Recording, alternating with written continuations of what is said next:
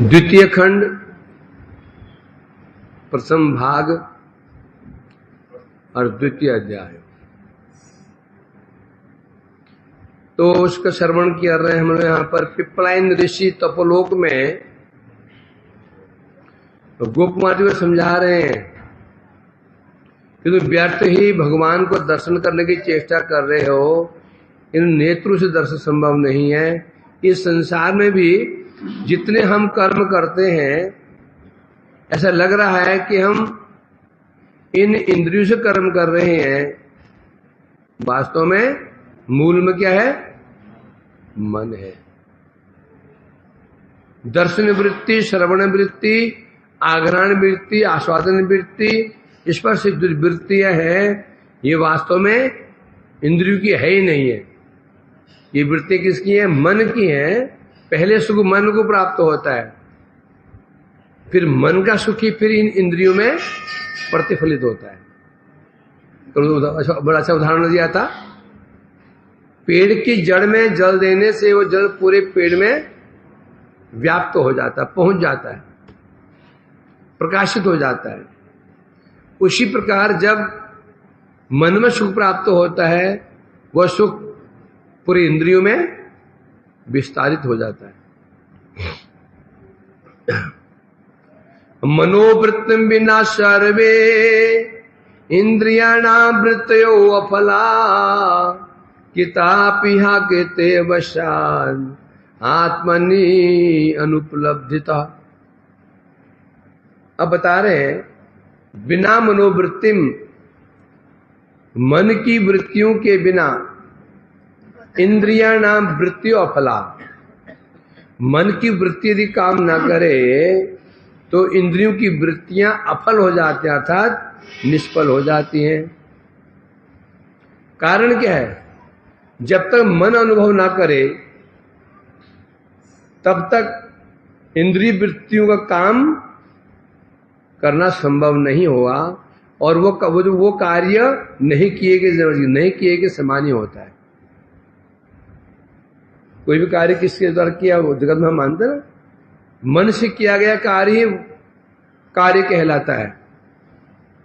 इस जगत में भी यदि कोई व्यक्ति अपराध करता है, किसी मर्डर कर देता है, कानून भी ये देखता है ये मर्डर हुआ कैसे,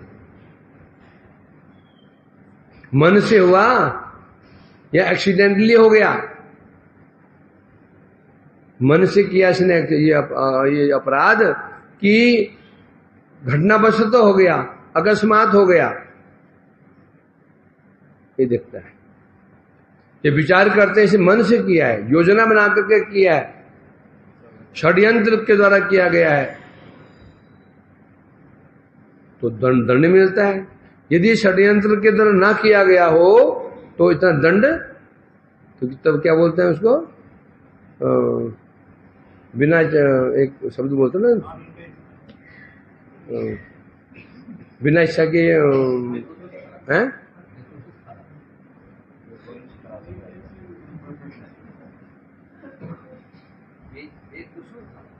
नहीं शब्द बड़ा यूज होता है। अच्छा ना, हाँ उसको हिंदी में बोलते हैं, पर बोलते हैं ना कि वो युद्ध जो ये हुआ काल इच्छा से नहीं हुआ, प्राय सुनते तो वो बाइजबरी कर रहा है। तो ये भी, ये जगत में भी यही है, जगत में ही होता है, हैं? अर्थात ये देखा जाता है कि मन का मतलब क्या हो गया? षड्यंत्र, बुद्धिपूर्वक विचार करके इसने कुछ योजना बनाई है, कोई षड्यंत्र किया है, तो दंड मिलता है। यदि ऐसा ना हुआ हो तो उसमें कुछ उसको रियायत मिलने की संभावना हो जाती है। होता नहीं होता? ये होता है।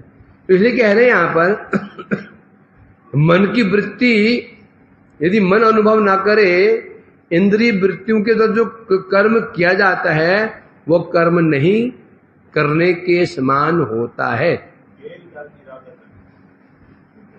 प्रभु मैं हिंदी जानता हूं, आ जाएगा, आ जाएगा। तो इसलिए कह रहे हैं यहां पर वो प्रतिकर्म ऐसा ही है। पाठ में बैठे हो ना, कथा सुन रहे हो, और मन के और है, तो वो पाठ में नहीं बैठने के समान।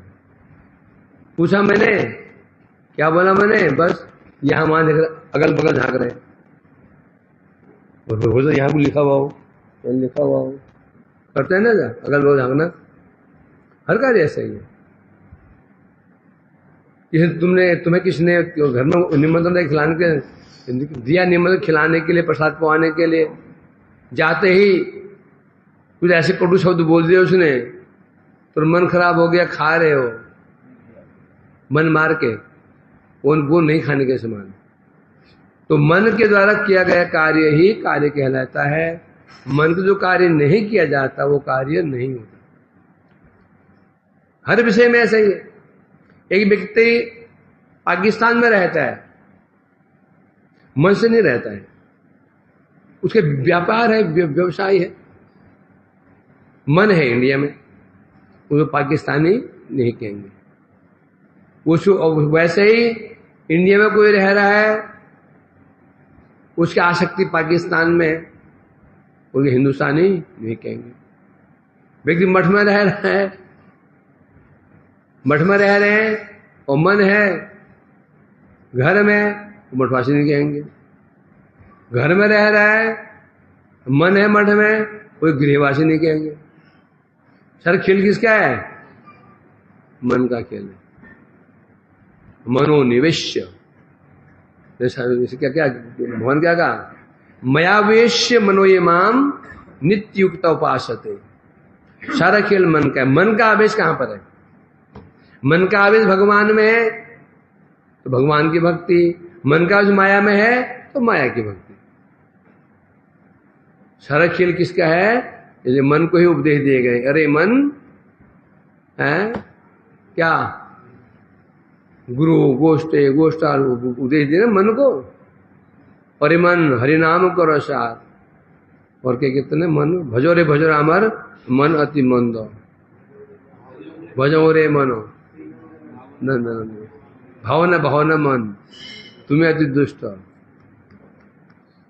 सीधा तात्पर्य है, हम यदि मठ में रह रहे हैं, मन यदि मठ में नहीं है तो मठवासी नहीं है, शरीर से निवास कर रहे हैं। ये व्यक्ति कोसों दूर घर में रहता है, मन मठ में। ये अभी मठ में ये हो रहा होगा, अभी मठ में कीर्तन हो रहा होगा, अभी पाठ हो रहा होगा, अभी वहां पर ठूस रहे होंगे अभी शिकंजी चल रही होगी, फिर दोहने प्रसाद भी होगा, फिर रात में दूध भी हो तो दूध पी रहे होंगे, 5 बार भोग लगता है, तो समझो वो मठवासी। वैसे मठ में अभी घर में हैं, मेरे भाई लोग टीवी देख रहे होंगे, अभी वहां पर पिक्चर चल रही होगी और क्रिकेट चल रहा होगा, अभी ये चल रहा होगा, तो कहाँ बैठे हैं? घर में। शरीर का महत्व नहीं। यदि श्रवासम ब्रजभुवि शरागम प्रतिजन यो दंत तच्चेत, है ना, हर जगह कहा गया है मन। तो इसलिए कह रहे हैं यहां पर, ये सीधी सी बात है।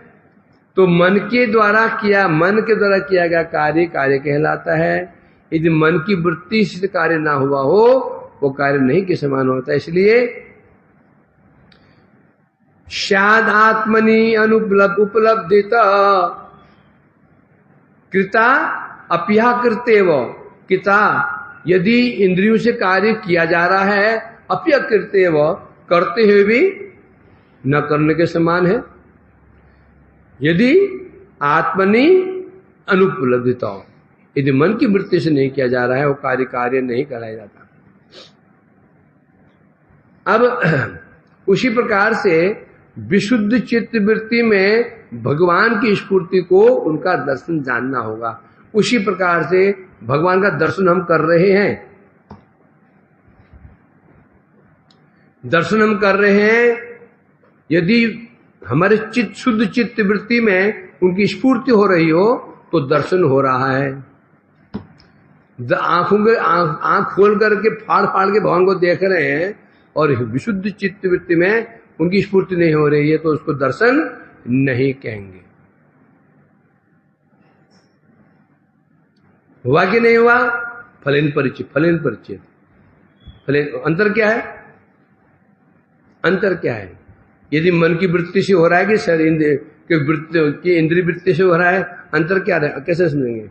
हम कोई कार्य कर दर्शन कर कार्य कर रहे हैं, तुम भोजन कर रहे हो, रस पान कर रहे हो, चकाचक खा रहे हो, वो मन की वृत्ति से है कि इंद्रिय वृत्ति से है? क्या क्या निर्णय हुआ? फलेन परिचित। मन की वृत्ति से होगा तो चेहरे पे उल्लास होगा। क्या होगा? उल्लास। आंखें खिली रहेंगी, उल्लास। बार बार कढ़ाई को और देखोगे, पतीले की और कितना बचा इसमें और यदि मन की वृत्ति से नहीं खा रहे हो, ध्यान ही नहीं, मिट्टी है नहीं, मतलब मिट्टी खा रहे हो,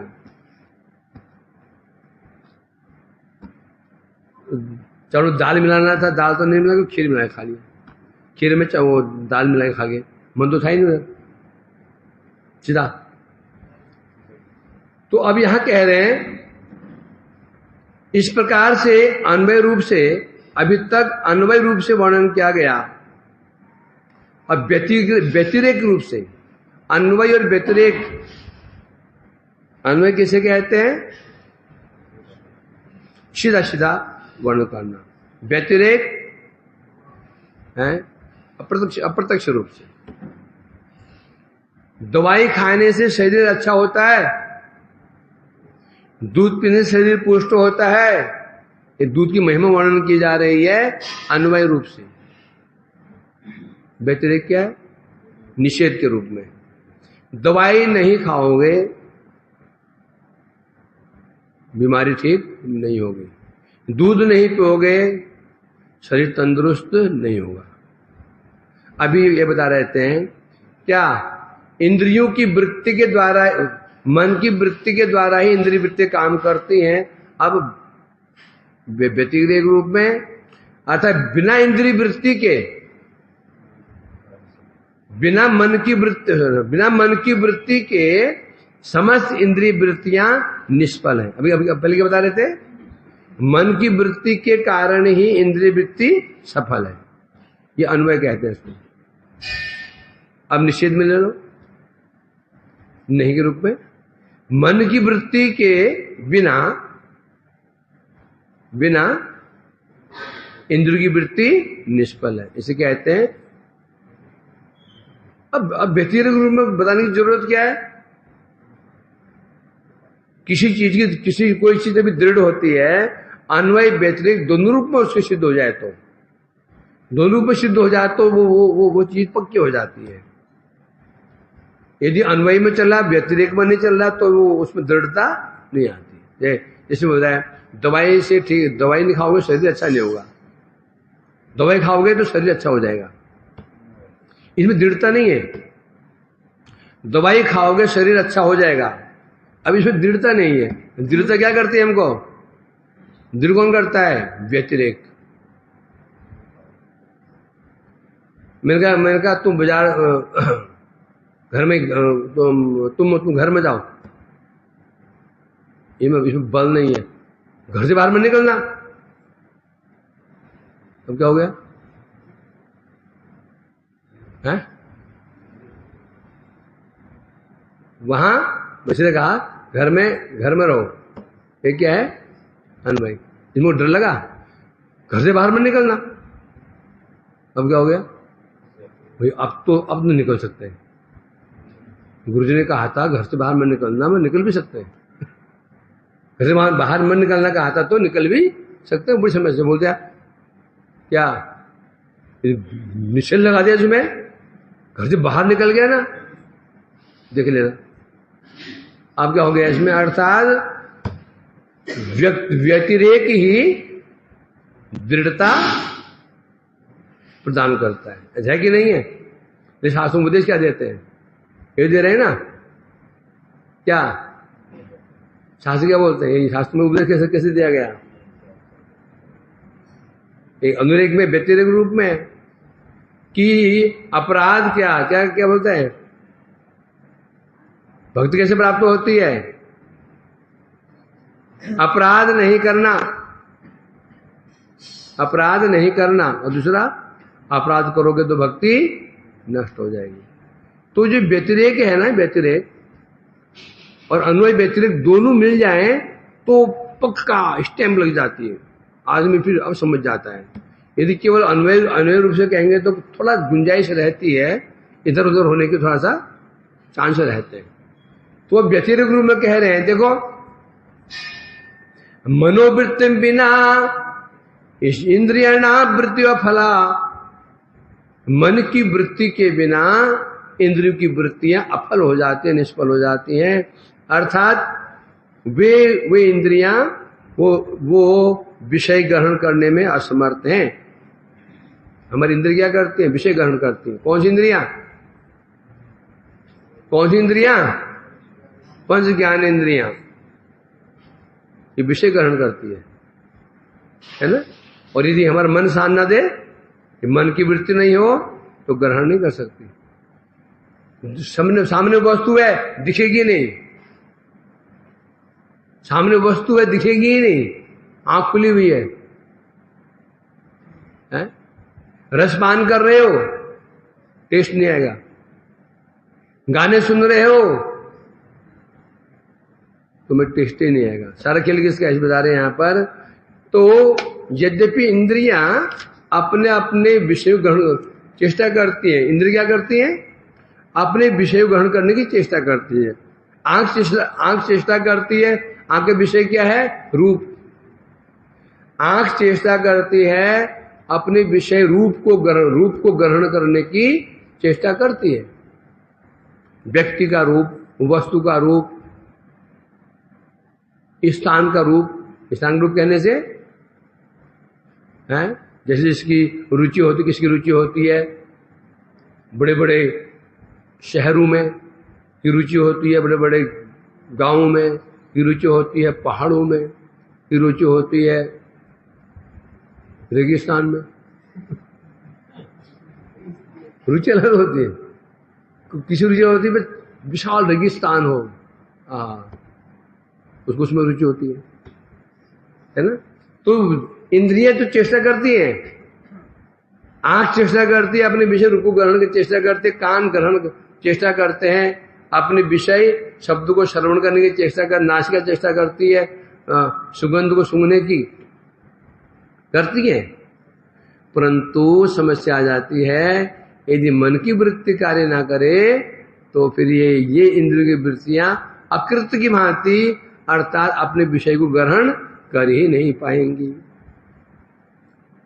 कोई संदेह इसमें, इसका अनुभव, तुम्हें इसका अनुभव है कि नहीं है, अनुभव है या नहीं, अनुभव, ये तो अनुभव है। बैठे यहां हो, कथा यहां सुन रहे हो, कान खुले हुए हैं, कान बंद नहीं है, पूरा छेद, इतना बड़ा छेद है, पूरा पूरा खुला हुआ है। मन की वृत्ति नहीं सुनने की है। अब मैं पूछूं 10 मिनट पहले मैंने क्या कहा,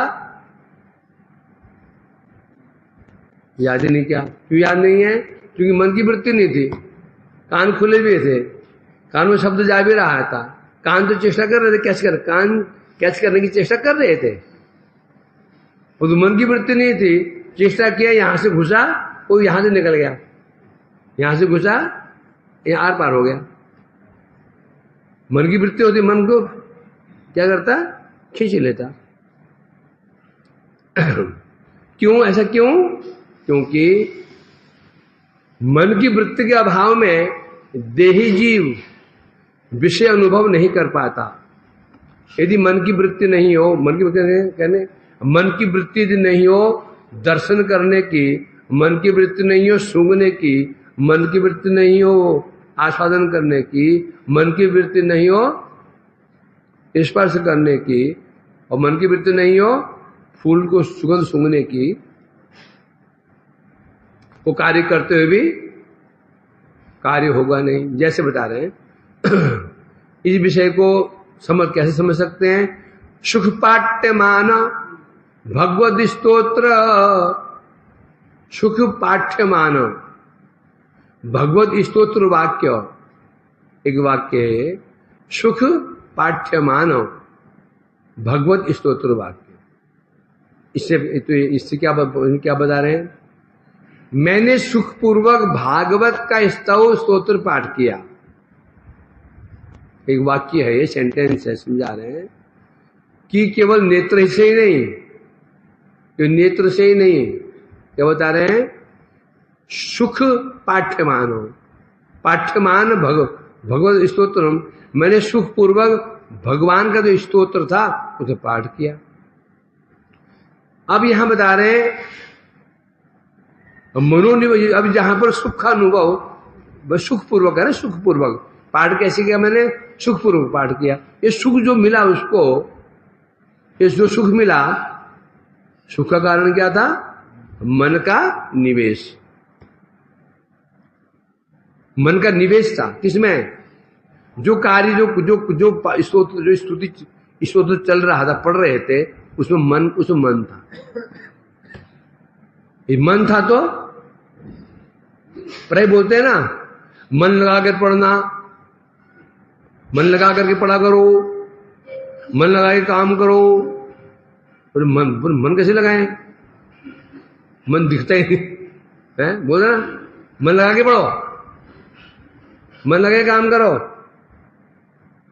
है मन लगा के सुनो, और है मन लगा के हरिनाम करो, मन लगा के खाओ, हर विषय मन लगा के, मन लगा के, मन लगा के, मन लगा के, ध्यान से, ध्यान चलो, ध्यान से पढ़ो, ध्यान से खाओ, ध्यान से सुनो, ध्यान से चलो। पढ़ाई ब्रह्म ध्यान, ध्यान मन से चल रहे हैं। और यहां क्या बोले? ध्यान से। कोई बोलते हैं कभी मम्मी ने कहा था, बेटा चौराहे को ढंग से पैर से चल के पार करना। ये बोला क्या? बेटा रास्ते में पैर से चलना। बोला क्या भाई? क्या बोलती है? ध्यान से जाना। तो ध्यान से, ये बोला पैर से जाना। बोला क्या चाहिए था? बेटा पैर से जाना। ये बोलते ना, बोलते क्या? ध्यान से जाना है, चौराहे को ध्यान से पार करना है, ध्यान से खाना। मिर्ची भी है इसमें, मैं बोली इसमें कुछ मिर्च दे रखी है, साबुत मिर्च है, कहीं मुखों न चला जाए। ध्यान से खाना, आग बंद कर लिया उसने, ध्यान लगे खा रहा है। हर विषय में तो हम बोलते ही हैं, नहीं बोलते क्या हैं? तो यहाँ इसलिए कह रहे हैं यहाँ पर, तो जो भागवत पार करके सुख प्राप्त हुआ, सुख का कारण क्या था? मनोनिवेश। उस जो स्तोत्र था, उस स्तोत्र में मन क्या लगा था? निविष्ट था। क्या हो? मात्रा स्पर्शास्तु कौन्तेय शीतोषण सुख दुखदा आगमा पायनो नित्यांग भारत। ये तो कह रहे में मात्रा स्पर्शास्तु कौन्तेय शीतोषण सुख दुखदा। सर्दी,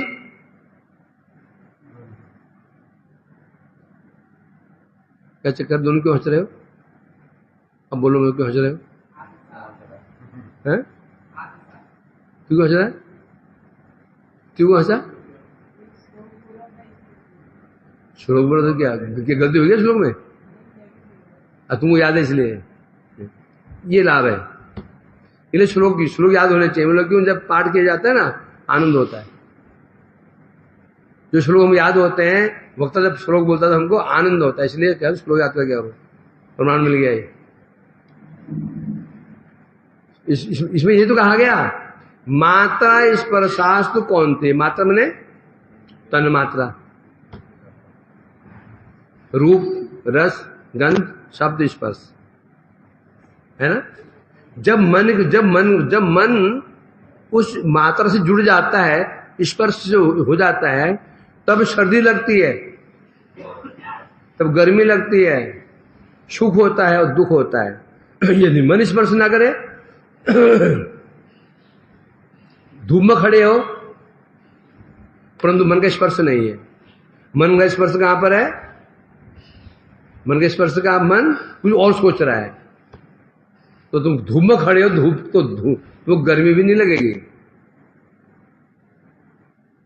कह रहे ना मात्रा, ये तो मीनिंग है। मीनिंग क्या उसका? ये तो मीनिंग है उसका है?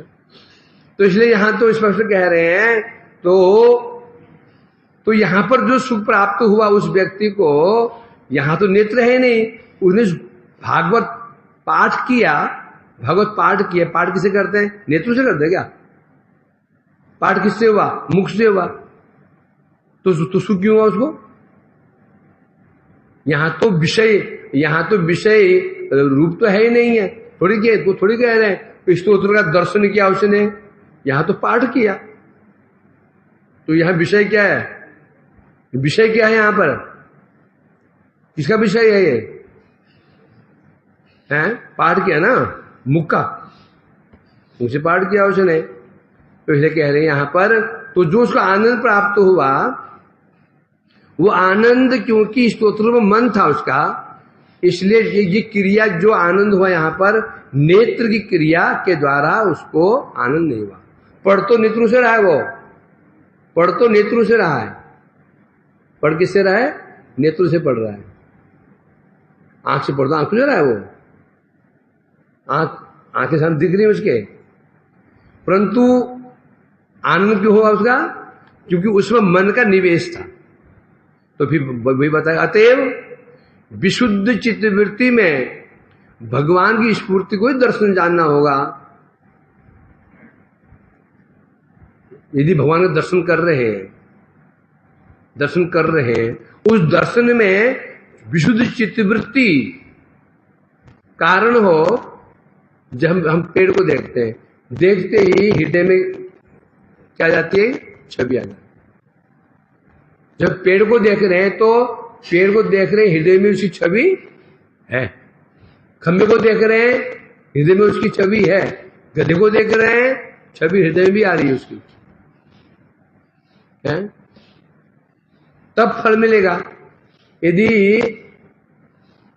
जैसे बाय ना सामने क्या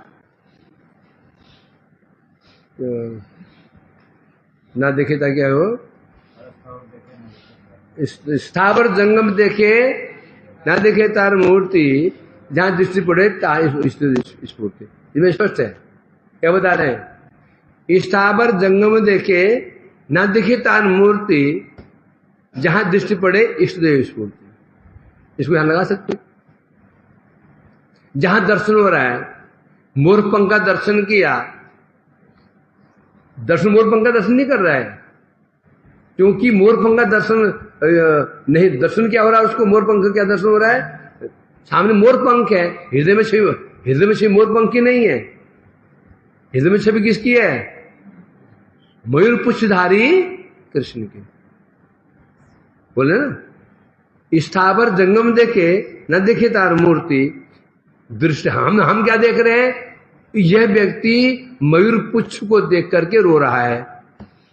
वास्तव में मयूर पुच्छ नहीं देख रहा, वो आंख के सामने मयूर पुच्छ ही है, हृदय में क्या छवि बनी हुई है? क्या छवि बनी हुई है? मयूर पुच्छधारी कृष्ण। तो इसको यहां लगा सकते, उसी प्रकार से बता रहे हैं। तो सुख मिल रहा है उसको, परंतु जगत में संभव नहीं है। यदि हम एक वस्तु देख रहे हैं और आंख के सामने वस्तु है, हृदय में उसकी स्मृति नहीं है, तो कोई फल नहीं मिलेगा तुमको। कोई भगवान सामने विराजमान है, कहां खड़े हो? राधा रमन जी के सामने खड़े हैं, आंख फाड़ फाड़ के देख रहे हैं उनको, परंतु हृदय में कोई स्फूर्ति नहीं है, तो तुमको दर्शन नहीं होगा। और दर्शन नहीं होगा कैसे समझोगे? फलेन परिचय, तो फल प्राप्त नहीं हुआ। फल प्राप्त नहीं हुआ कि अब उसको ये व्यक्ति दर्शन कर रहा है भगवान का, अब जो आंख से दर्शन कर ही रहा है, उसकी हृदय में स्फूर्ति है कि नहीं है, इसका निर्णय कैसे होगा? फल परिचित है, फल मिल जाए तो। फल क्या है? नेत्रे नेत्रे क्या है? नेत्रों से अश्रु वर्षा, हर्ष, रोमांच, कंप, पुलक। रोमांच, कंप जो सात्विक भाव है, ये लक्षण है, ये लक्षण है। यदि भगवान के सामने खड़े हुए हैं, भगवान का दर्शन कर रहे हैं और हृदय में, विशुद्ध हृदय में स्फूर्ति हो रही है, तो भगवान का दर्शन कहलाया जाएगा। और उसका लक्षण यही है, रोमांच, कम बश्रु, पुलक, वैवर्ण, स्तंभन आदि देखा जाएगा। यदि ऐसा नहीं हो रहा है तो बस आंख से देख जरूर रहे हैं, वो वहां पर मन की वृत्ति काम नहीं कर रही है। तो दर्शन करते हुए भी क्या हुआ? दर्शन नहीं के बराबर है कि नहीं है? और हम तो दर्शन करनाले बन गए, पूरी भीड़ के जा रहे हैं। भीड़ कहाँ जा रहे हो? इनको जी वो राधारमण के दर्शन कराने जा रहा हूं। सबको कहाँ जा रहे? दर्शन कराने लगे, राधारमण के दर्शन कराने जा रहे हैं। तो इसलिए है, इसलिए कहा जा रहा अतएव नेत्र द्वारा दर्शन संभव नहीं है, क्योंकि वो इंद्रिय वृत्ति की अगोचर है। नेत्र द्वारा क्यों संभव नहीं है? भगवान इंद्रिय वृत्ति की अगोचर, मतलब गोचर, अगोचर। गोचर किसे कहते हैं? गाम चरति इति गोचर। गाम माने इंद्रिय, जो विचरण में क्या होता है? जो इंद्रियों के साक्षात, जो गोचर कहते हैं, है ना। भगवान कैसे इंद्रिय गोचर नहीं है? भगवान क्यों नहीं? भगवान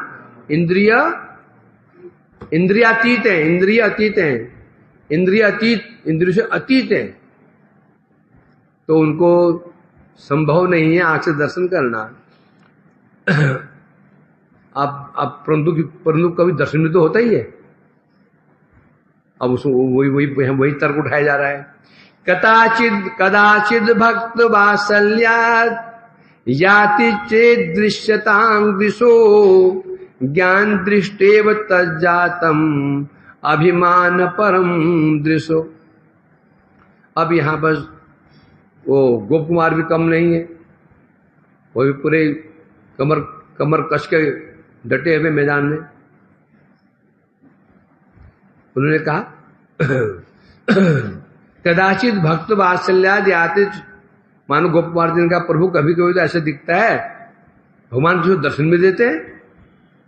कईयों ने दर्शन किए भगवान के, प्रहलाद ने दर्शन किए, ध्रुव ने दर्शन किए, दर्जे किया, सब क्या है? साक्षात दर्शन किया उन्होंने भगवान के। भगवान ने गोदी में भी लिया है कईयों को। प्रहलाद जी गोदी में लिया था, उनको लाड प्यार किया था। तो क्या है ये कह रहे हैं यहां पर? भक्त वात्सल्यात्। ब्रह्मा जी भी भाई गुरु है, आदि गुरु, थोड़ी कम है। तो बोले तब क्या गोप कुमार यदि कि दर्शन भी दिया था तो उसका कारण क्या था? भक्त वात्सल्यात्, भक्त वात्सल्य है। तो ये सिद्ध हो गए यहां पर, जो तपोलोकवासी हैं, ये भगवान का अस्तित्व को नकारते नहीं है, भगवान को मानते हैं, रूप भी मानते हैं, लीला भी मानते हैं। ये नहीं कि कोई सामान्य योगी नहीं है, परमात्मा वाला से नहीं है ये। बस उनका ये कहना है कि दर्शन हृदय में होगा, ध्यान दर्शन, हृदय दर्शन होगा। इसलिए कह रहे हैं यहां पर, तो यदि कभी कभी दर्शन देते हैं भगवान, तो वहां पर कदाचित भक्त वात्सल्याद याति चेत दृश्यतां विभो। इसलिए कभी कभी भगवान भक्त वात्सल्य गुण के द्वारा किसी के नेत्र के द्वारा दृश्य हो जाते हैं, कभी कभी दृष्टिगोचर हो जाते हैं। किंतु वो जो दर्शन हुआ उन भक्तों को, वहां पे प्रधानता किसकी है? ज्ञान दृष्टि आए। वो जो दर्शन के सामने दर्शन कर भी रहे हैं भगवान का, उसमें भी कारण क्या है? ज्ञान रूप दृष्टि के द्वारा ही दर्शन संभव हो रहा है? केवल भगवान की करुणा से जीव में ऐसा अभिमान होता है। क्या बता रहे हैं यहां पर? तज्जात अभिमान, बस भक्तों के अभिमान होता है कि मैं भगवान का दर्शन नेत्रों से कर रहा हूं, तो अभिमान मात्र होता है। ये क्यों होता है? भगवान की करुणा से जीव में ऐसा अभिमान होता है कि उसने दर्शन कैसे किया? नेत्रों से भगवान का दर्शन किया। जबकि कारण वहां पर कारण क्या है? ज्ञान दृष्टि आए वो। ठीक है, मैं कह रही हूं यदि आपत्ति हो मनोवृत्ति की श्रेष्ठता होने पर भी, मानो गोपाल का प्रभु आप ठीक कह रहे हैं, यदि मन की वृत्ति श्रेष्ठ तो है ही है, परंतु ये भी देखा जाता है ना, ध्रुव जी के सामने भगवान प्रकट हुए, प्रहलाद जी के सामने प्रकट हुए, उन भक्तों अपने सामने भगवान का साक्षात नेत्रों से दर्शन किया था। हैं? तो शास्त्र में ये बात प्रसिद्ध क्यों है? ये तो कोई ऐसा नहीं कि ऐसा नहीं, ऐसा हुआ है। प्रहलाद भगवान सामने प्रकट हुए, नरहरि रूप में प्रकट हुए, नरसिंह रूप में, प्रहलाद जी गोदी में लिया था, अब जीवन चाट रहे थे, उनको लाड़ प्यार कर रहे थे उनको। ध्रुव जी को सामने दर्शन दिया भगवान ने, उनको वरदान भी दिया भगवान ने। इस शास्त्रों में क्यों लिखा हुआ है? ये झूठ है क्या? ये क्या ऐसा नहीं हुआ था? तो ये जो आशंका है दूर करने के लिए कह रहे हैं, ये सत्य है, दर्शन हुआ था, परंतु यह कारण क्या था? भगवान का वात्सल्य, भक्त वात्सल्य गुण। उस गुण के द्वारा कभी भगवान ने ध्रुव जी को, प्रहलाद जी को, आदि के भक्तों को उनके नेत्र को सफल बनाने के लिए इसने पूर्वक उनके चक्षु के आगे अपने आप को प्रकाशित कर दिया था। किंतु वो जो दर्शन हुआ था वहां वो, अर्थात वो चक्षु भी साधारण चक्षु नहीं थे। कौन थे वो? ज्ञान रूप दृष्टि। जड़ नेत्र से नहीं हुआ उनका दर्शन भी। वहां पर महत्व किसका था? ज्ञान रूप दृष्टि के कारण ही उनको दर्शन हुआ था।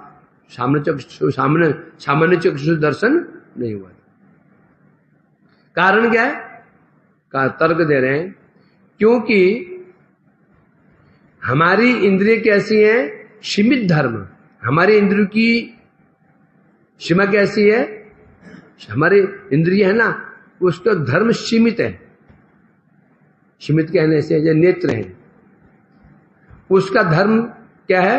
देखना। सीमित है, अंधकार में नहीं देख पाओगे, बहुत दूर है नहीं देख पाओगे, अंधकार तो कम हो तो धुंधलापन दिखाई पड़ेगा, बहुत तेज लाइट हो आंखें चुंधिया जाती है।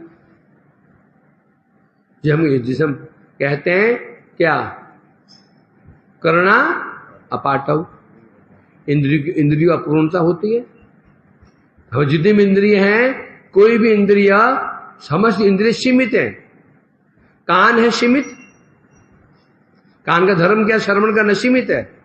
तो सुन सकते हो 100 मीटर, 500 मीटर, 1 किलोमीटर मैक्सिमम। एक खुला मैदान हो, कितना सुन लोगे? कितना कैपेसिटी सुनने की होती है? 1 किलोमीटर, 2 किलोमीटर। फिर इसमें चिल्लाते रहो, सुनाई पड़ता है क्या? नासिका, उसके अभी धर्म क्या है? सुगंध लेना, वो भी सीमित है। यहां बैठे हुए फूल रखा हुआ है, वो दरवाजे के पास जोर लगाओ सूंघने के लिए, करते रहो, सुसु करते, जुखाम तो जरूर हो जाएगा। सुनो, प्राणायाम करते करते सुसु का जुखाम ही हो जाएगा, सुगंध नहीं आएगी। तो इसलिए कह रहे हैं यहां पर, अर्थात तो क्योंकि जो हमारी इंद्रिय हैं उनका धर्म सीमित है? और भगवान कैसे हैं? असीमित। भगवान का स्वरूप असीमित है। तो असीमित भगवान के स्वरूप का दर्शन सीमित इंद्रियों से कैसे कर सकते हैं? तो जो हुआ तो कैसे हुआ? उस इंद्रियों में किसका किसका सहयोग है? ज्ञान दृष्टि, मतलब मन की दृष्टि। और मन का सामर्थ्य अधिक होता है। मन की वृत्तियां अधिक क्या होती हैं? अधिक समर्थवान होती हैं। तो इसलिए कह रहे हैं यहां पर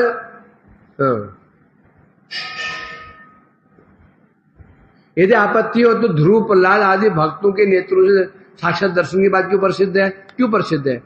ध्रुव जी ने साक्षात दर्शन किया, प्रहलाद जी ने साक्षात दर्शन किया, ये बात क्यों प्रसिद्ध है? और क्यों भगवान के भक्त वात्सल्य के संबंध में कहा गया भगवान ने दर्शन दिया? भक्तों ने दर्शन किया, भगवान ने दर्शन दिया, ये क्यों है? इसके लिए कह रहे हैं मैंने नेत्रों से भगवान का दर्शन किया, यह केवल चक्षु के विषय में जीव का अभिमान मात्र है। वो सोच रहा है मैंने आंख से दर्शन किया, उसका अभिमान मात्र है? परंतु वास्तव में क्या है? ये भगवान वो दर्शन नहीं कर रहा है, भगवान को दर्शन दे रहे हैं। चैतन्य मठ की स्थापना हुई उसमें, तो जिसने वो बहुत धन दिया था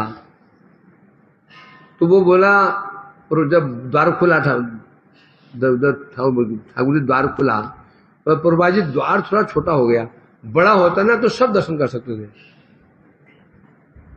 तो बोले देखो यदि दर्शन होना होगा तो एक छिद्र से भी दर्शन हो जाएगा, और दर्शन नहीं होना हो, भगवान तो कुरुक्षेत्र के मैदान में ही थे। कहां थे? मैदान में, जहां सब उनको देख रहे थे। हुआ दर्शन नहीं देना है भगवान को तो वो चाहे पूरा मैदान में खड़ा कर दो, वो दर्शन नहीं होगा। और दर्शन देना होना हुआ तो छिद्र से भी हो जाएगा।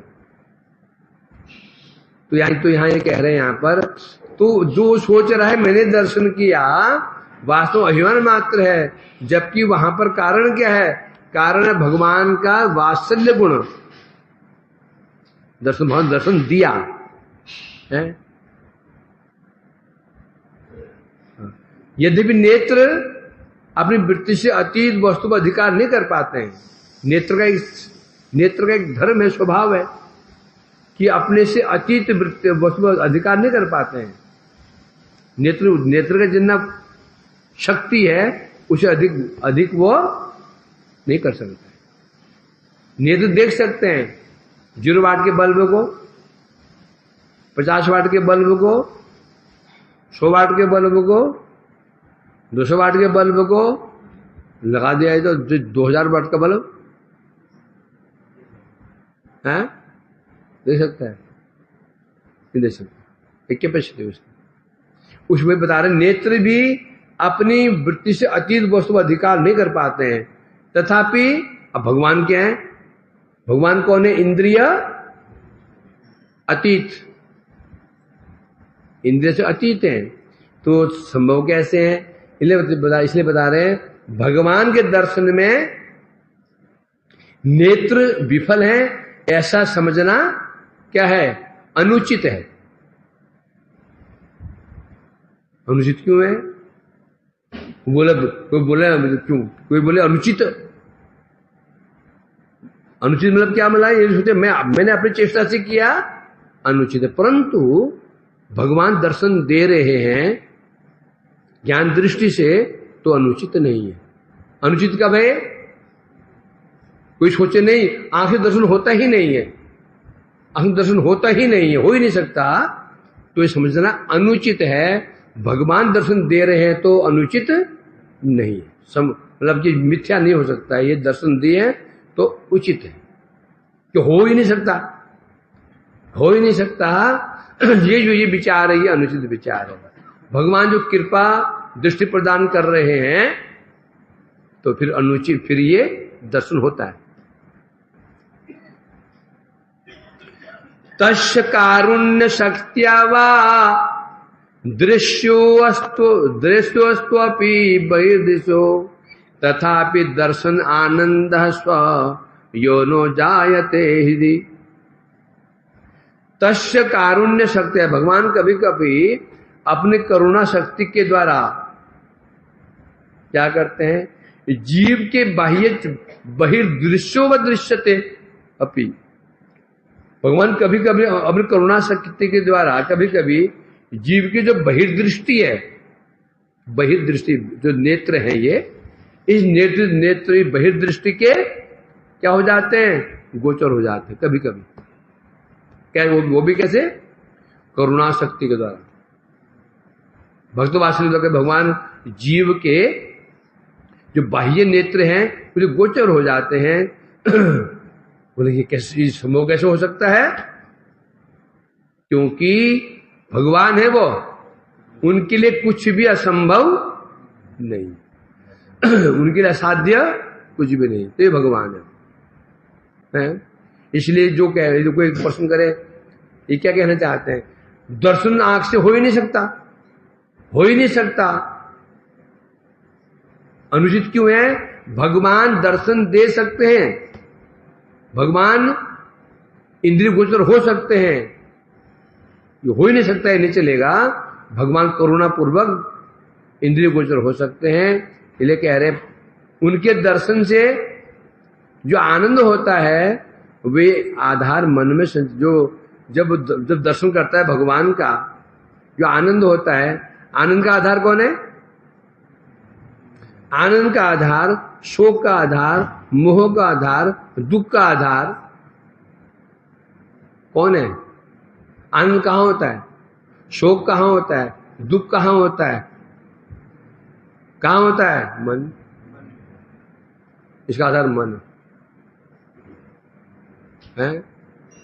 थप्पड़ गाले पड़ते हैं, दुखी कौन होता है, मन, है ना। डंडा सिर पर पड़ा, दुख का आधार कहां होता है, मन। कोई बोलता मेरे सिर में दुख हो रहा है, तूने क्या होता है, हमारा मन दुखी हो गया, थप्पड़ खा के मन कोई गाल दुखी हो गया, बोलते हैं कि गाल दुखी हो गया। हाँ जी, हरी बोल, जाके उनसे पूछो तो तब लोग जाओ हैं।